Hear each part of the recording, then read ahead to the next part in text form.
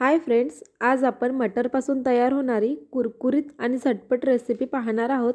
थंडीच्या दिवसामध्ये भरपूर प्रमाणात हिरवे आणि ताजे मटर मिळत असतात, तर ही रेसिपी प्रत्येकाने ट्राय करायलाच पाहिजे। चला रेसिपीला स्टार्ट करूयात। तर मी इथे अर्धा किलो म्हणजेच 500 ग्राम वाटाण्याच्या शेंगा घेतलेल्या होत्या। त्यांचे एवढे दाणे निघालेले आहेत, पाहू शकता जवळपास 1 कप दाणे निघालेले आहेत। अगोदर यांना उकडून घेऊया। तर पाणी उकडायला ठेवलेलं होतं, यामध्ये सर्व दाणे टाकून घ्यायचे आहेत आणि 5 ते 7 मिनिटांपर्यंत वाफवून घ्यायचं आहे। इथे मी ताजे मटर वापरलेले आहेत, फ्रोझन मटर वापरले तर टेस्टमध्ये थोडा फरक पडू शकतो। तर इथे 5 मिनिटे झालेली आहे, पाहू शकता छान वाफरले गेलेले आहेत आणि कलर सुद्धा छान असा डार्क झालेला आहे दाण्यांचं। तर आता आपण काढून घेऊया यांना। तर मी ते चाळणीमध्ये काढून घेणार आहे गॅसची फ्लेम बंद करून। लवकरात लवकर थंड होण्यासाठी पाणी घालते यावरती थंड।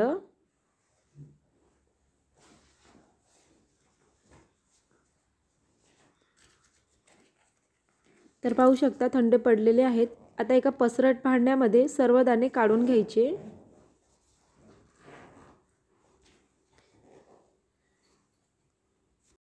आता इथे मी पावभाजीचं मॅशर घेतलेला आहे, तुमच्याकडे नसेल तर ग्लास सुद्धा घेऊ शकता। अशा पद्धतीने याला प्रेस करायचं आहे, म्हणजे क्रश करून घ्यायचे आहेत दाण्यांना। उखडल्यामुळे पटकन क्रश होतात, वेळ सुद्धा लागत नाही।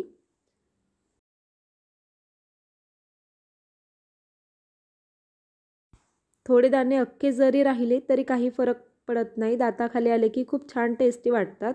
तर थोडं क्रश करून घ्यायचं आहे फक्त। सर्व दाणे व्यवस्थित असे क्रश झालेले आहेत। आता इथे 2 चमचे धने घेतले, 5 ते 6 मिरे घेतलेले आहे आणि लवंगा घेतलेले आहेत। यांना मिक्सरमधून फक्त क्रश करून घ्यायचं आहे, एकदम पावडर करायची नाही। तर क्रश झालेलं यामध्ये घालायचं। आता इथे अद्रक, लसूण आणि जिरा थोडं खलबत्त्यामध्ये कुटून घेतलं, टेस्ट छान येते। 2 ते 3 मिरचीची पेस्ट घेतली, थोडा कढीपत्ता, भरपूर कोथिंबीर आणि 2 मोठ्या आकाराचे कांदे बारीक असं कट करून घेतलं। हे सर्व यामध्ये वापरायचे।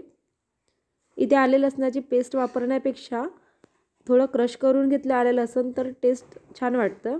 1 चमचा भरून ओवा घालायचा आहे, हातावरती क्रश करून। थंडीच्या दिवसांमध्ये ओवा गरम होतो, त्यामुळे खायलाच हवं। इथे 3 चमचे पांढरे तीळ घेतलेले आहेत। आपण ही रेसिपी थंडीच्या दिवसांमध्ये बनवतो, त्यामुळे थंडीच्या दिवसांमध्ये तीळ खाणं खूप हेल्दी असतं। चवीनुसार मीठ वापरायचं, थोडीशी हळद, अर्धा चमचा लाल तिखट, मिरची सुद्धा वापरलेली होती आपण इथे, अर्धा चमचा चाट मसाला। हे सर्व व्यवस्थित एकजीव करून घ्यायचं।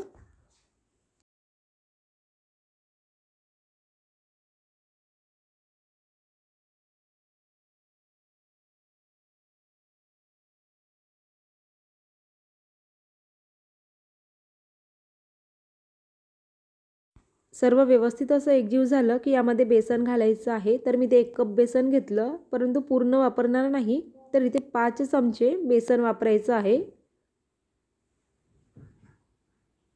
लागेल तर आणखी नंतर वापरू आपण। तर मी ते 5 चमचे बेसन वापरलं। आता तांदळाचं पीठ घेतलेलं आहे, तर बेसनपेक्षा अर्ध म्हणजेच 2.5 चमचे तांदळाचं पीठ वापरायचं आहे, छान कुरकुरीत होतात। आता सर्व हाताच्या सहाय्याने एकजीव करून घ्यायचं आहे। इथे आपल्याला काहीही पाण्याचा वापर करायचा नाही, मटार छान मऊ आहेत त्यामुळे त्याचं पाणी सुटतो आणि कांद्याला पण पाणी सुटते मीठ टाकल्यामुळे, त्याच्यामुळे पाणी वापरायची इथे गरज पडणार नाही। बेसन पीठ सुद्धा जास्त वापरायचं नाही आहे आपल्याला इथे, कारण मटारची टेस्ट हवी त्यामुळे।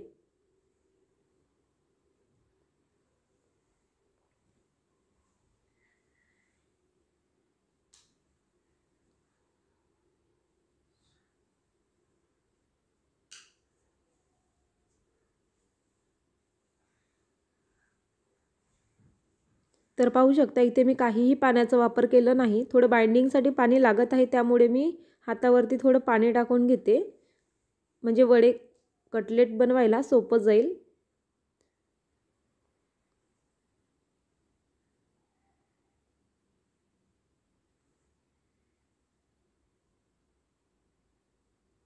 तर इथे कमीत कमी पाण्याचा वापर केलेला आहे मी, जवळपास 3 ते 4 चमचे पाणी वापरलेलं आहे, पाहू शकता तुम्ही।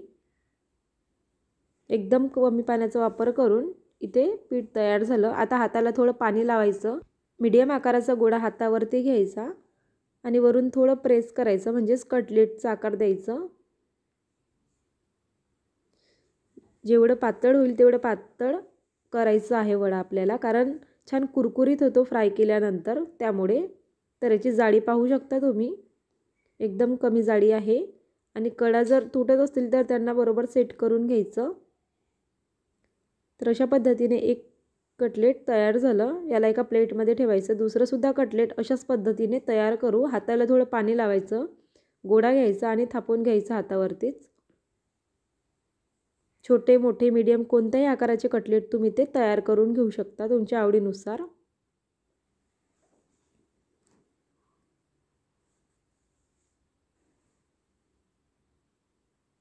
तर पाहू शकता दुसरा सुद्धा कटलेट छान असं तयार झालेला आहे।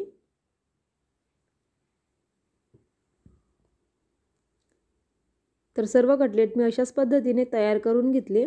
आता यांना डीप फ्राय करणार आहोत। त्यासाठी तेल गरम केलं। तेल छान गरम झालं की यावरती तेलामध्ये सोडायचे आहेत कटलेट एक एक। कढईमध्ये जेवढे जमतील तेवढे कटलेट इथे सोडायचे। आपण याला डीप फ्राय करणार आहोत।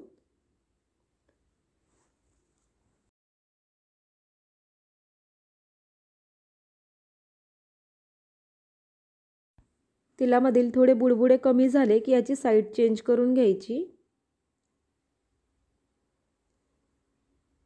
आणि दुसऱ्या साईडने सुद्धा असंच गोल्डन कलर येईपर्यंत फ्राय करून घ्यायचे।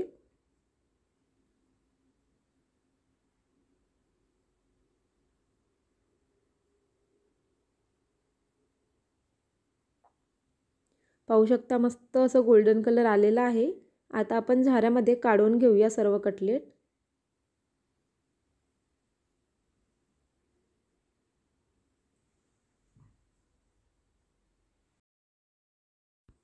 खूपच मस्त कलर आलेला आहे कटलेटना। पाहू शकता दिसायला जेवढे भारी खायला तेवढेच टेस्टी झालेले आहेत। आता एका प्लेटमध्ये काढून घ्यायचं। याचप्रमाणे कढईमध्ये जेवढे जमतील तेवढे कटलेट सोडायचे आहेत। छान गोल्डन कलर आला की यांना सुद्धा तेलाच्या बाहेर काढून घ्यायचं आहे।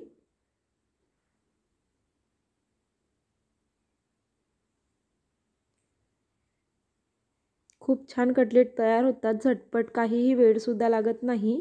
सर्व कटलेट मी अशाच पद्धतीने तयार करून घेते आणि गरमागरम किंवा थंड झाले तरीही खूप टेस्टी वाटतात। पाहू शकता दिसायला जेवढे भारी खायला तेवढेच टेस्टी, आवाज सुद्धा ऐकू शकता।